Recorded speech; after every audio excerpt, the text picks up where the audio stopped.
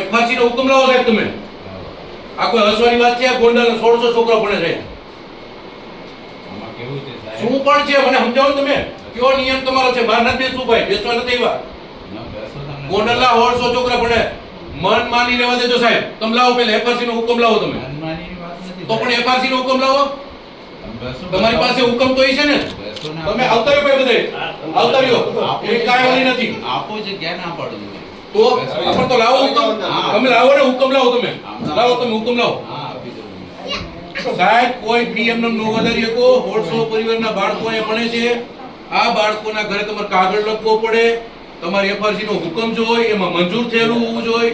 ઈ ત્યાં પછી જ તમે ફી વધારો કરી શકો. 25% એટલે આ પેઢી છે માટે જ નથી બેઠો. વાત જે કોઈ તમને કહું કે આપણે બોલો. આમાં એફઆરસી માં કેવું હોય આપણે આગળ આપતા હોય જે કે ફી વધારા કરવા એફઆરસી માં તમને દરખાસ્ત કરવી પડે. હા એ જ ની વાત કરું છું તમને. હા. એટલે તમને સમજાવ પછી હા બોલો પણ મને તો ખબર હોય ને નિયમ. હા એ સર બરોબર. એટલે આ વર્ષ માટે નવું આપેલા છે બરોબર છે. પણ હજી મળી નથી મને.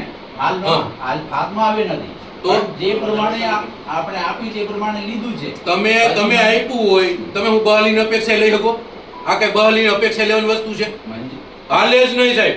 હું શું કહું મંજૂર થાય તો લેવાનું.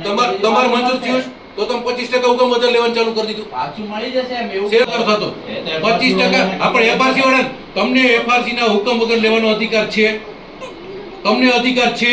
મળે એવું કે ખતરીમાં તમને મળે તમે એમ કે મને મળે તમને એમ માને 50% મળે એટલે તમે લખી નાખો ને ફી લઈ નો હાલે. ના હોય તો પાછા પણ પાછા નહીં સાહેબ.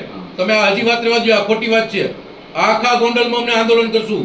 લોકો ધારાસભ્યોથી અમારા સુધી આવવા માંડ્યા. સાહેબ કરશું બાંધછોડ નહીં કરી. આમાં કોઈ બાંધછોડ કરવાની ભાઈ ગણતરી છે તમારી? 1% પર બાંધછોડ નહીં થાય સાહેબ. મારી વાત સાંભળો.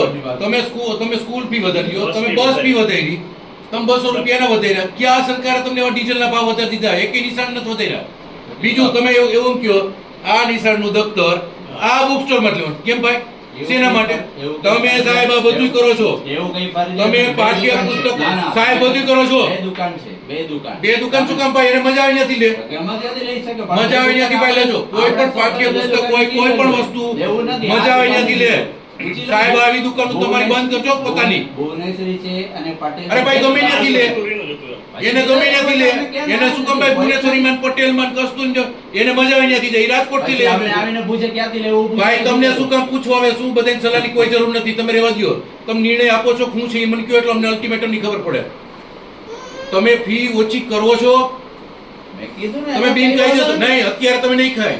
અત્યારે ગોંડલની પ્રજા આવી રીતના ફી નહીં ભરે છે. પછી ફી વધે ત્યારે પછી શું કા જેટલી વધશે એફઆરસી નક્કી કરશે કે 10% નો વધારો આવ્યો તો ભરશે નિયમ મુજબ. પણ જે ટકા થાય છે પછી અત્યારે 24 આ 24 શું કહું પછી પાછળથી એવું ના થાય ને પછી ફી વધે પાછળથી કોઈને કઈ નો થાય સાહેબ. કોઈને નો થાય. જવાબદાર અમે છીએ. જવાબદાર વ્યક્તિ તરીકે કઈ અત્યારે તમે સરકારના નિયમ મુજબ છે, તમારો નિયમ મુજબ છે તમે લઈ લો. તમને એફઆરસી વધારાનો પાવર આપે તો એફઆરસી છે એ સર્વમાન્ય છે. એફઆરસી એનો પાવર પ્રમાણે આપે કોઈ 10% ફી વધારી દીધી કોઈ વાલી ના નહીં પડે. અને એને પણ તમને એ કહી દઉં કે પછી પડશે. યાદ રાખજો તમે મનમાની આવી નહીં ચલાવી શકો સાહેબ. તમે સાહેબ આવો આ નિર્ણય મને તમે તાત્કાલિક અત્યારે લ્યો. અત્યારે કયો એટલે મારો આ કાર્યક્રમ અહીંયા પૂરો થાય. વાંધો નથી ભાઈ તમે અત્યારે જે રીતે ફી ભરતા હતા વધારે થાય ત્યારે પછી હું સમજાવું. અમારી જવાબદારી. તમે અત્યારે ફી જે નિયમ મુજબ છે એ ભરો. એફઆરસી માં સાહેબની ફાઇલ ગઈ છે. એફઆરસી એવો નિર્ણય લઈ છે કે ભાઈ હવે અમે 10% વધારો એને નિવારણ સમિતિ છે એમાં આપણે કઈ ન કરી શકીએ. બરોબર? આપણે એને કાગળ લખીને અત્યારે એલર્ટ કરી દઈશું. એને એમ લાગે કે છતાંય 5% 10% વધારો કરવો છે તો સરકારનો જે કઈ તમારે તમે એફઆરસી તમને હુકમ કરે કે એટલા % વધારો પછી તમે લઈ શકશો. એ તમે કાગળ લખ્યા પછી તમે એવું રહેવા દો કે નિયમ પ્રમાણ મેં કીધું. નિયમ પ્રમાણ જરાય નથી. આમાં સાહેબ ગોંડલ બહાર આવી જાવ આખું. તમે વિચાર્યું નહીં હોય. તમે ભાઈ અત્યારે આ પ્રમાણ કરો સાહેબ. હવે આ બાબતે બીજો ધક્કો ન થાય જોજો.